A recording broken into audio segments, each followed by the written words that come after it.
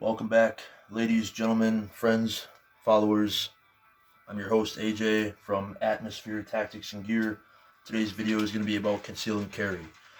We're going to look at a few different platforms and take a look at cost, functionality, dependability, and just overall what's the best choice for concealed carry, or at least try to narrow it down to the best choice, because there's a lot to choose from between manufacturers and calibers out there. So without further ado, we're just going to kind of bounce right into it. And I've got a few different options here laid out on my table in front of me. Everything is unloaded. I have taken the liberty to empty everything out of the chamber, empty everything out of the magazines. And we're just unholstering these here real quick, getting everything all set up in a line for you. So the first thing that I'm going to go with, I think I'm going to start from a larger size and go all the way down to a smaller size. Actually, you know what? We're going to take it the other way around. We're going to start from the smaller size and go up to a larger. Now, we're going to try to make this video fairly quick. I don't want to get too far into details about certain things, but we're just going to look at a few different options that may be a good option for you. First off, we have the Smith & Wesson MMP 380 Bodyguard. Now, as I said, this is chambered in 380 ACP. It's going to be slightly smaller than a 9mm round, but still overall fairly effective. Now, this particular gun right here comes with 2 magazines, and each magazine holds 6 rounds apiece. So it's about the same shot amount as a 6-cylinder revolver. Now, this gun is fairly easy to manipulate the slide. It also has a manual safety right on the side, which is nice. And it's just a very small firearm there for you. Very comparable to another gun made by Ruger, which is called the LCP. It's another 380 firearm. This is a double action only. So it's actually a longer trigger pull, but that's okay. You can kind of train around that. The trigger pull on this is really, you can't really rapid fire with it too much, to get shot placement off in a stressful situation. But again, as I said, you can kind of train around that. We're gonna move on from this. I'm gonna show you another double action concealed carry option. This here is more of a budget-friendly option. This is the Sky CPX2. This is a double stack 9mm that is double action only, as well as the Smith & Wesson. So again, that really long trigger pull, and then kind of a longer reset as well. This has 2 magazines that came with it, and it each magazine actually has a 10-round capacity, which gets you a couple extra rounds compared to the Smith & Wesson Bodyguard. And you can see the size difference between these two.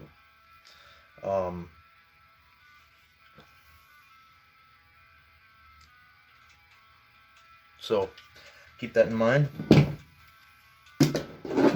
Another gun is going to be my personal, one of my personal favorites, the Glock 43. Now, this is a just about the same size as the Sky CPX2. It is a subcompact. Actually, the CPX2 is just a tad shorter there. I don't know if you can see that. Just a tad shorter on the CPX. But the Glock 43 is a much more reliable than the CPX2. Just a very simple design. A lot of aftermarket parts available here for Glocks. Doesn't matter what Glock you go with, they're all just very, very dependable. Everyone knows that. They have probably one of the greatest track records of all time. So this is a little more of a investment, though. I mean, something for this, something like this usually goes around, 500 bucks roughly. This guy CPX2 is around 300 bucks, and then the Smith & Wesson Bodyguard is between 350 and 400 roughly on this guy. Moving down the line here, we have a Glock 48. This is more of a compact rather than a subcompact, a little larger than the Glock 43. And I'm sorry, I didn't even tell you the capacity on the 43 is a 6-round magazine, just like the Smith & Wesson Bodyguard. And with carrying one in the pipe, you can get to 7. This guy here has 10-round magazines, and if you carry one in the chamber, it gets you an extra one, so you're at 11. You can also get base plates for this, get you extra 4 rounds per magazine. I think they go for roughly about 30-40 bucks for the base plates to slap on the end of the magazine. This gun here particularly gets shipped from the factory with the slide cut, or the optics cut in the slide, and it also has a proprietary 913 Picatinny, just one slide there, or one slit for a flashlight mount. Moving along, we have the Canik TP9 SC Elite, which is another great candidate for a carry gun. This is very, very comparable to a Glock 26. And actually, if you match the Glock 43, which is the slimline version of the Glock 26, single stack versus the double stack, this is the double stack, but if you match these two up together, very, very close in size. That Canik is just a tad longer than the Glock. But the Canik actually comes with 15-round magazines, and then you can also get 20-round magazines or 18-round magazines that have the +2 base plate already from the manufacturer. You can get those that come from the TP9 SFX, which is the full size, and those will run in this gun all day long. So if you needed a little extra firepower and a small package, that's where the Canik comes into play. Also, one good feature that I like about the Canik versus the Glock 26, which is the same size, is that it has a 9x13 Picatinny rail mount right here. If I can get the flashlight off. Well, it's underneath the frame there. I'm not going to waste time trying to fiddle with that right now, but you do have a 3-slot rail right underneath that there. Also comes with an optics cut, as you can see on the top. However, you can only use the Shield Arms red dot optic on this Canik here. Trigger pull is not terrible, but it's, I mean, got a little bit of take up.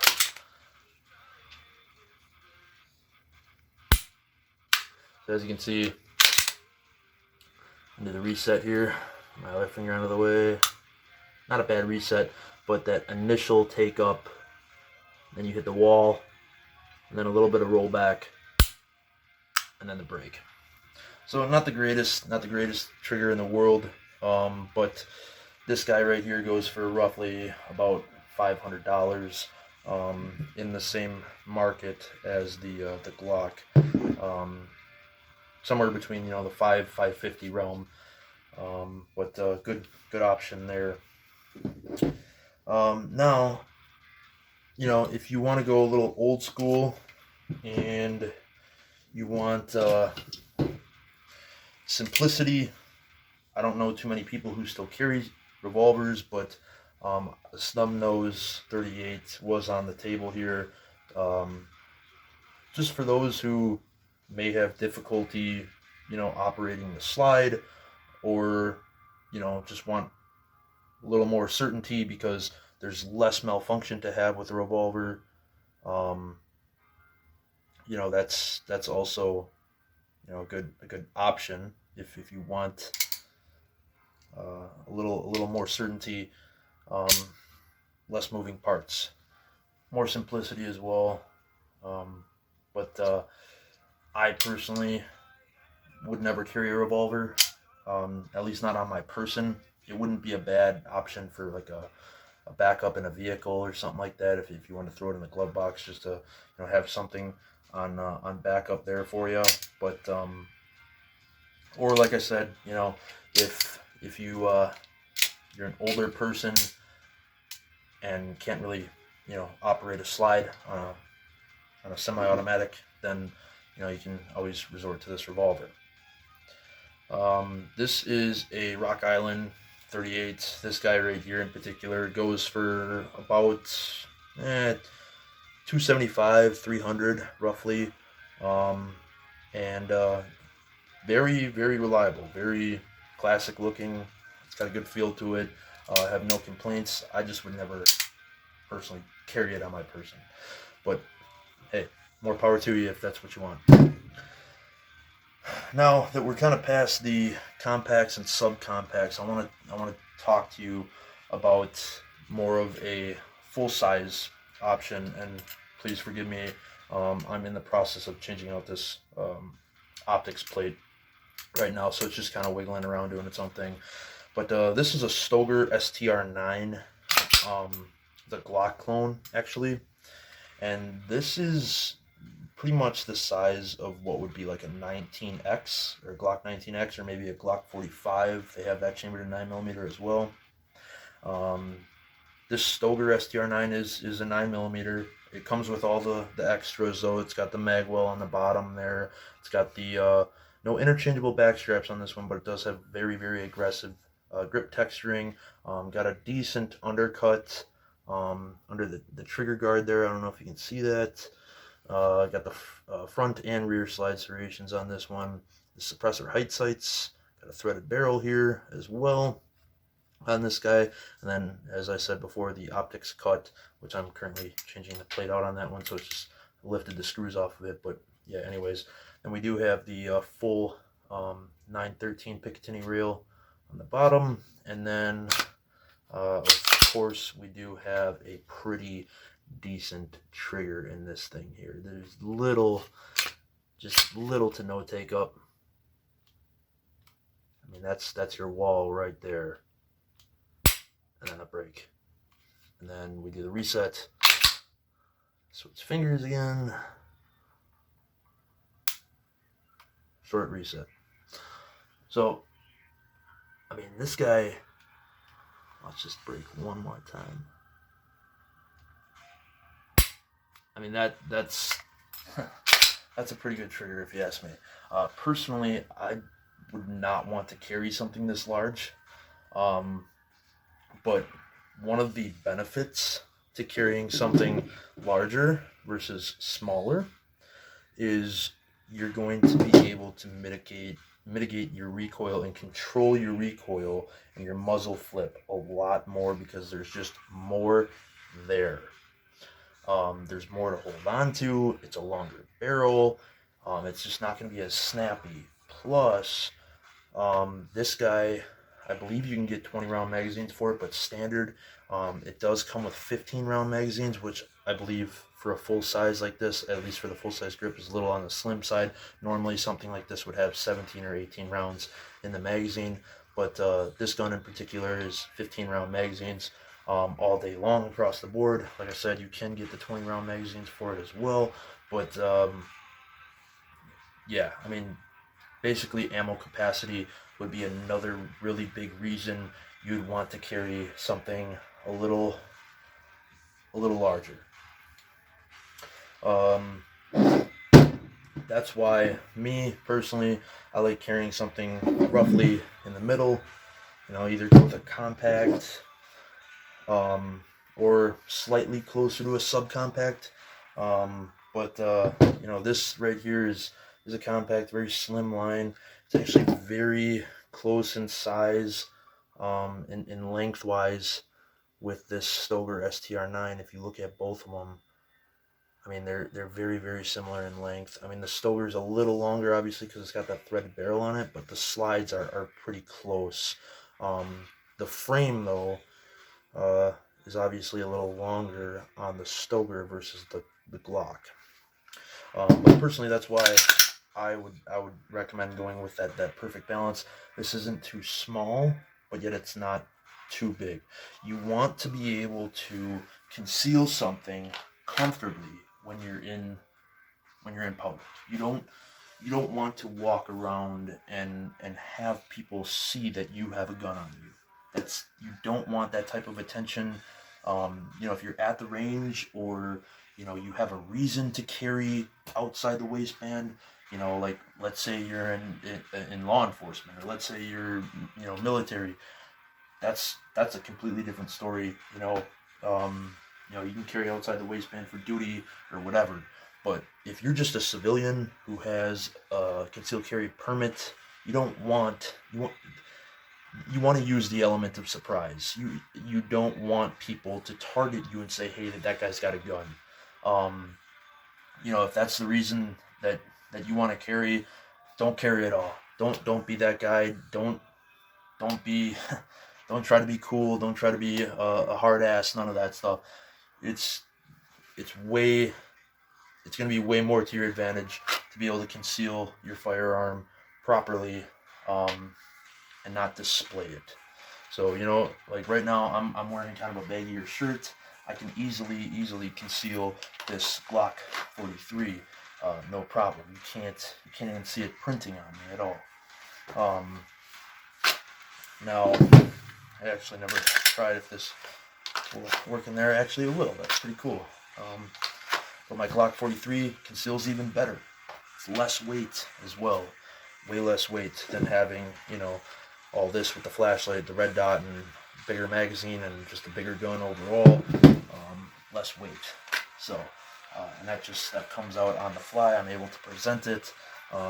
Very, very nice option for concealed carry right here. A few other honorable mentions, which I don't have right here on this table. My number one is going to be the Sig Sauer P365. I mean, you can call me a run-of-the-mill conventional people, for all the other people that are, watching this and know about good concealed carry options, but just truth of the matter is that the P365 is a very, very good option, just on terms of size and ammo capacity and reliability as well. Another honorable mention, which I don't have here, would probably have to be the Springfield Hellcat. That's a good one as well. Very reliable name by the manufacturer, and good ammo capacity for the size. Other than that, the Smith & Wesson MMP series, they just released the Shield Plus. That's a good choice too. I mean, I just personally don't like the the ergonomics to the Shield. I have an MMP. I have the 380 here. That is a Smith & Wesson MMP series, military and police. I like this gun. This is a little small. It's not the best option in the world. But if you're wearing lighter clothing, I mean, you could even put this thing in your boot. This is a really nice a boot gun, or even a backup. But the thing of it is for me is I got bigger hands. And this thing is just there's not much to hold on to there. So think about that. I guess when you're making your decision, is what's going to be comfortable for you as well. Because you want to be able to properly control and handle that weapon if you have to use it for whatever reason. That's a big part of the decision making. Try a few things out. Maybe go to a range and see if they have a few options for you to shoot if you've never shot in any of these. Otherwise, do some more research. Look up some other guns out there that are good candidates for concealed carry purpose. All in all, in closing, I just want to say I appreciate you guys watching this video. I didn't want it to be too long. I know we're going on a little over 22 minutes now, but I just want to say that, for those of you who are thinking about carrying a gun, please get the correct education, and please, do your own research. Look into, you know, the legalities, I guess. Consult an attorney. Get some firearm insurance. That's important. Uh, get the proper training. Don't just go out and buy, one of these guns and, put it away in your safe or your closet and leave it there. You wanna train. I know ammo prices are pretty expensive right now, but you can find good deals on bulk ammo out there, and just get some training rounds and go out. Make it a priority to go out once a month at least, if not twice a month, and just train with your firearm. Train with it, and you got to make that effort. And you want to be proficient with your firearm, just in case there comes a time where you may have to use it. I would rather have one and not need one than need one and not have one. And that is why carrying a firearm for me is a lifestyle. I never leave the house without a firearm, either on my person or in my vehicle. I always have a firearm on me because it's just a tool that I keep, just like a pocket knife. I always have a pocket knife on me. I always have a backup flashlight on me. I always have, a multi-tool on me. I always have my cell phone on me. I always have my wallet on me. I always have my keys. They're just things that you need to walk around with, because, again, you'd rather have it and not need it than need it and not have it. Thanks so much for watching, guys. We'll catch you in the next video. If you guys have any questions, please comment below. Otherwise, you can also message me on my email, atmospheretg@gmail.com. You guys stay safe, stay healthy, and stay happy.